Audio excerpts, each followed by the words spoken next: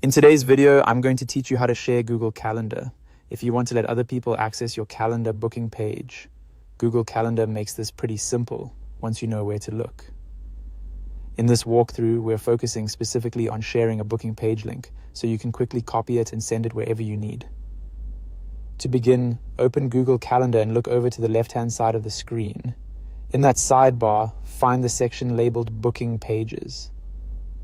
This is where Google stores the booking pages you've already created, making it easy to manage and share them from one place. Once you're in the Booking Pages section, locate the specific booking page you want to share. When you hover your mouse over that page, more options will appear.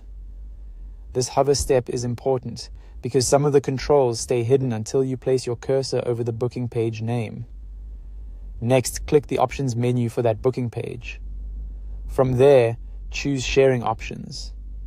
This will open the sharing settings connected to that specific booking page, where you can access the public link that others can use. At this point, grab the main link shown in the sharing area. This is the link you'll use to share your booking page with other people. You can copy it and paste it into an email, a message, a website, or anywhere else you want people to be able to book time with you. As a quick tip, make sure you're copying the main link for the correct booking page, especially if you have more than one setup. It's easy to accidentally share the wrong one if you manage multiple schedules. It's also a good idea to test the link yourself after copying it, just to confirm it opens the correct page and looks the way you expect before sending it out. And that's all there is to it. You just go to the Booking Pages section on the left, hover over your page, open Options, select Sharing Options, and copy the main link.